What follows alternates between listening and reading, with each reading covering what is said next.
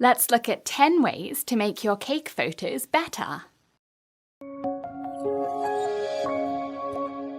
Typically, a plain background is preferable to a very busy background, so that all of the attention is on your cake. If you want to take your cake photo in the kitchen, move the appliances off the counter so that there's a plain background that doesn't distract from your cake. This is much better than this. The exception to a plain background is if you're setting a scene. For example, with this Christmas cake photo with the tree in the background, which has a very different effect to the same cake with a simple white background. Lighting is one of the most important things to get right when you're taking a photo of a cake. There's natural light, which is beautifully soft at some times of day and when it's not hitting the cake directly. There's artificial light, which usually has a yellow tinge and very harsh shadows. And if you have it, there's studio lighting, which has soft shadows and even brightness everywhere. On a cake, this is what they look like: artificial light, natural light, and studio lights.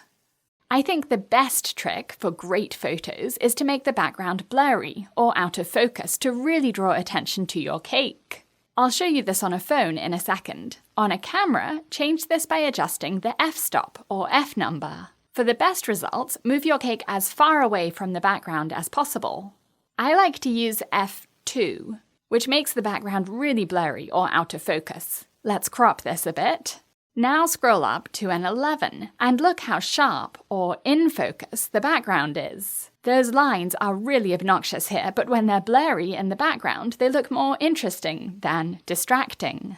On an iPhone, choose Portrait Mode and tap the F up here, which will display a bar over here.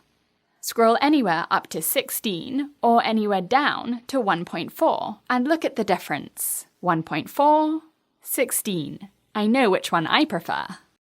Adding fabric, like a kitchen towel, can complement the colour scheme of the cake. It can hide the join between the counter or table and the wall, and it makes the photo a bit more interesting. Leave it against the wall for a splash of colour, or pull it forwards to cover up more of the background. Next, look at the difference between a photo of a cake on its cake board on the counter, and then lift it up onto a cake stand. On the counter, on a stand. And there's a kitchen towel too. Here's another one. On the counter, on a stand, and on a stand with some fabric. For bonus points, instead of putting the cake on its cake board onto a cake stand, lift it off the cake board by chilling it in the fridge for a few hours and then slicing underneath it with an offset spatula, and lift it up onto the cake stand without the cake board. You won't damage the frosting because it's cold and firm. Doesn't this look much better now than with the cake board in the photo too?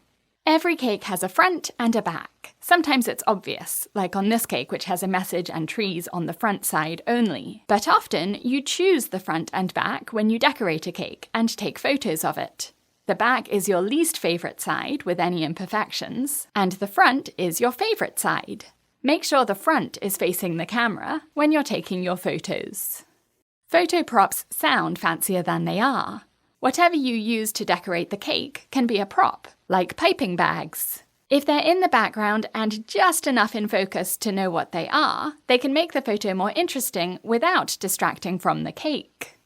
Instead of decorating tools, you can use other things you have that match the colour scheme or the theme, like these cute Christmas trees from Target that actually inspired this cake. After taking the time to set up your cake and lighting and props and camera or phone, take the time to take photos from different angles and distances and positions, so that you have a variety of shots to choose between, or use them all on social media on different days or on different pages of your website to show off different parts of the cake. It's also a good idea to take both landscape and portrait photos, or zoom out so that you can crop the same photo into a landscape and portrait version, to use on Facebook and also Instagram, for example. I hope these 10 tips will make your cake photos better. Learn hundreds of cake decorating techniques over on my online cake school on britishgirlbakes.com. You'll find individual courses and also memberships to take your cake decorating from beginner to professional. I hope to see you there.